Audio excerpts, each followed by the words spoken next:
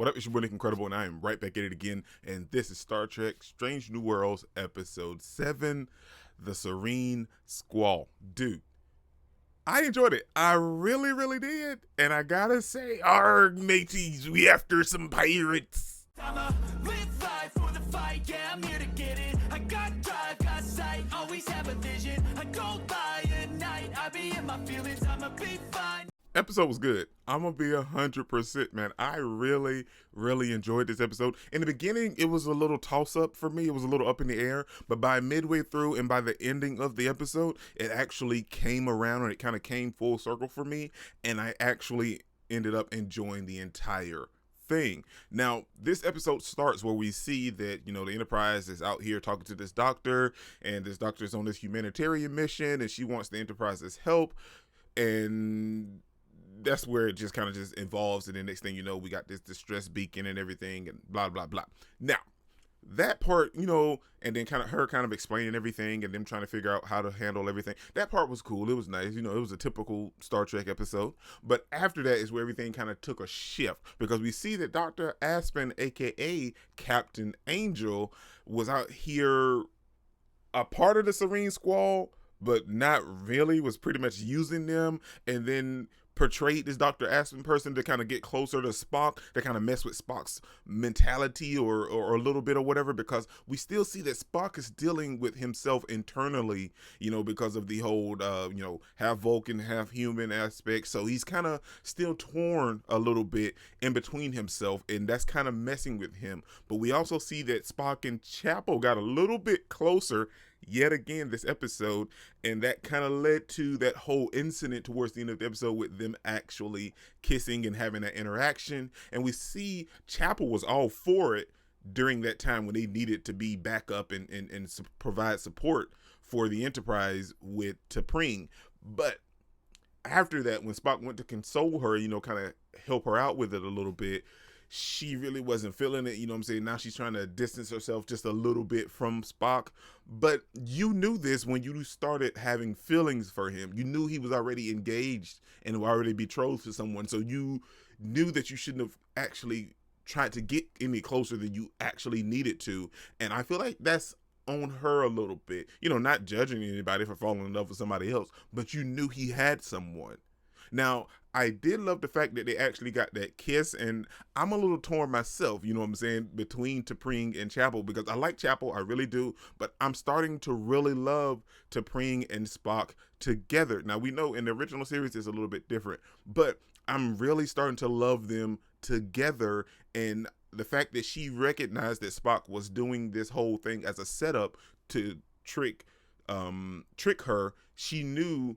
And she was like, I forgive you and everything. And like they made up. So I'm a little torn between T'Pring and Chapel, but it seems like Spock might be just a little bit torn as well, because we see that him and T'Pring have this moment and they kiss, but it's not quite like fireworks like how it used to be or when he kissed Chapel. So maybe, I don't think Spock will act on it, but you can tell he's a little bit torn, just a tad. And the whole interaction between Spock and Dr. Aspen, aka Captain Angel, was this whole weird dynamic. And I was wondering, why is she so interested in Spock? And at the end, we learn because she needed Spock to get to T'Pring to free her husband, I think. But that's not even the coolest part about the aspect, man. The coolest part is that her husband, I don't know. Anyway, her husband just so happens to be Spock's older half brother, Sybok. Now, if you're not a fan of the original series or any other Star Trek movies or anything, you wouldn't know about Sybok. But if you are, that's a lot to take in, man. Dude, like I didn't even think that we would get Sybok in Strange New Worlds, but I should have figured, because I will say this: Strange New Worlds is very good at about throwing in some classic stuff in there, man. So huge shout out to them for bringing Sybok into the world, and I cannot wait to see him. I don't think we'll see him next episode or anything like that, but now we know he's out there in the world, so we may see him eventually. At the end of this episode, we kind of saw the back of him. But I am super intrigued now that we're going to see more Sybok. And if you're a huge fan of the Star Trek series as a whole, you know about Sybok. What else, man? I love Pike. I love Pike so much. You guys have heard me mention it multiple times how much I love Pike. And this episode is just evident towards that, man. When this dude is captured, man, Pike is just sitting there chilling and be like, is this what y'all eating? Oh my god, I just can't. If you treat my if you treat my my subordinates great, you know what I'm saying? I'll fix you guys something to eat because this this ain't good.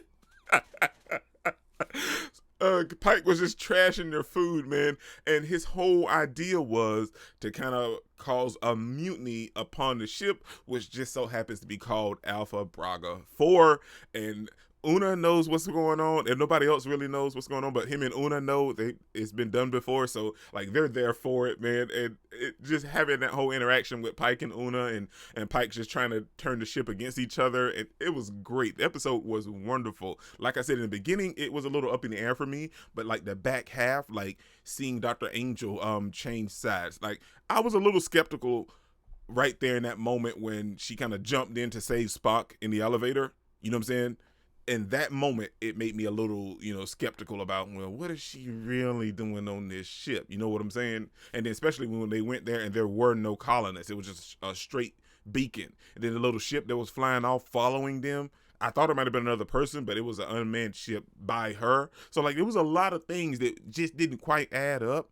And she used, her towing emotion logic or whatever on Spock to kind of just get Spock to lower his guard, and she used that moment to try to take over the ship. But like in that whole little process, nothing really just quite added up to me. I was like, no, this ain't right.